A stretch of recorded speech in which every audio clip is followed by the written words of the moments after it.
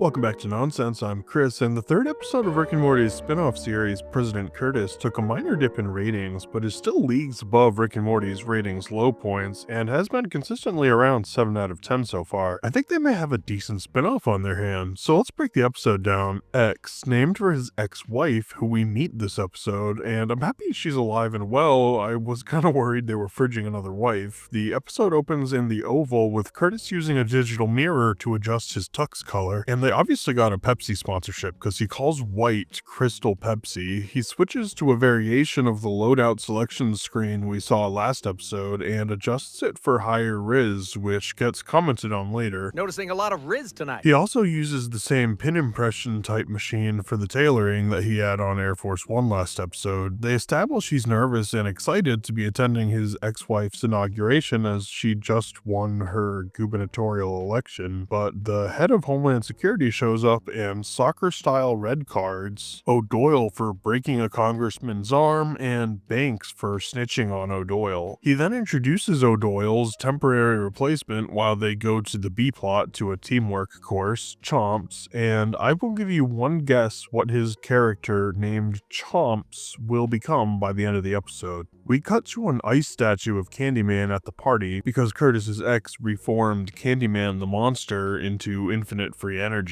We meet her, Bev. Curtis mentions fighting Bigfoot, who we actually met in the Rick and Morty Vikings Valhalla episode, so I guess that answers what happened to him. They do what I'm gonna call some crammed feminism exposition to establish that she's basically a hyper-aware person and concerned about how she, as a woman who was married to a president, is perceived as a politician, which, yeah, fair. Meanwhile, in a direct parody of Westworld, Banks and O'Doyle are on a train to West Wing World, a simulated town full of robots, but these are meant to test agents who've been red-carded, not just be NPCs in a game. They even do the Westworld thing of having some of the people on the train before we get there already be robots undercover like they do in the show. They arrive and we see West Wing World, Hot Wings, and First Bank of West Wing World. They're given bracelets to track their activity in the town, and we establish O'Doyle has to remain calm no matter what, and Banks can't snitch. A generic seeming ad for Bev plays, but it turns into an explanation of how they turned Candyman's power into a free energy source for the city of Chicago. She also apparently taught the Babadook to read, which is hilarious. Perspective shifts to reveal it's playing at the party, while Curtis says he doesn't trust the Babadook. That doesn't come into play this episode, but feels like it could be a callback down the road. He notices a waiter has a werewolf gang tattoo and goes to investigate, but he immediately turns and attacks Curtis, causing Chomps to step in and kill it. They wrap it up because apparently werewolves release a hormone when they die to summon other werewolves. Meanwhile, O'Doyle is being tested to make sure he only shoots bad guys and not babies. He even manages to win the no-win situation, baby with a gun, meant to cause a loss. I believe it's called a Kobayashi Maru,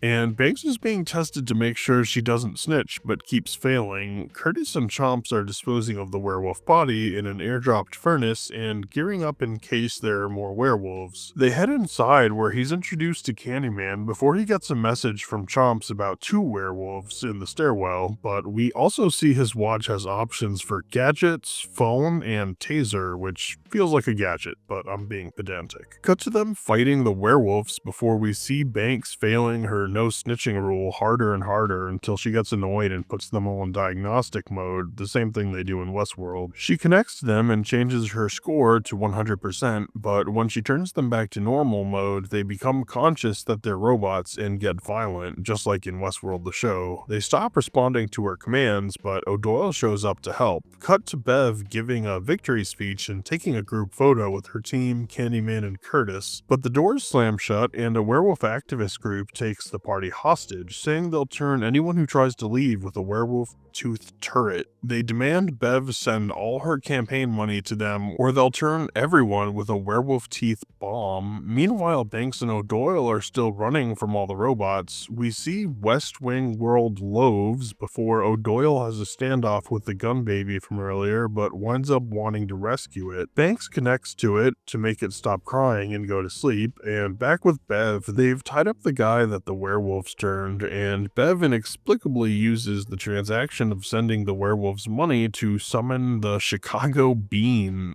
art installation, which she's turned into a mobile monster fighting base that everyone rushes into. Unfortunately, Chomps gets hit by some werewolf teeth, infecting him. Meanwhile, Banks and O'Doyle have made it to the train to get out. They make a motherhood joke about Banks being the one that's needed, while O'Doyle will get the credit, and Curtis and co. have inexplicably tracked the werewolf group down to an apartment building. During the fight, for less than a second, we see these tags. They are definitely specific to something, but I don't know what, aside from the bottom one, which says Snoop for Snoop Dogg, I assume, but I can't even read the middle one, and the only in-universe GZ I can come up with is Gazorpazorp, but that's a planet, not a person. Kinda thinking these are animator tags, which is cool. They fight off the werewolves until finding the room they filmed from where the leader emerges. Bev tries to connect with him, but he's not interested, so Chomps earns his name by turning into a werewolf and attacking the leader, but he comes out on top, threatening Bev with a gun, but she summons Candyman, who decimates the werewolves. Cut to them being arrested, and Curtis does the right thing for his interest in his ex-wife by allowing her to take all the credit for the werewolf win. After the credits, we see Finch has created a collar so Chomps can turn werewolf and back at will, and we learn that his government service will now be measured in dog years, basically cursing him to work for them until he dies. A solid episode. I'd say this one contained less haha funny moments than the previous two, and they were aiming more for circumstantial humor. Maybe that's why it had slightly worse ratings than the others, but still enjoyable. Next, I'm working on the season 1 finale of Rick and Morty and my re-breakdown of the series, my comments updated details video on season 9 episode 2, and a video on the new King of the Hill, as well as one for Futurama, and obviously I'll be back next week with the new President Curtis episode, so don't forget to subscribe if you love animated sitcoms. Let me know if I missed anything or if there's anything you'd like to see me cover in the comments. Thank you so much for watching, and I'll see you in the next video.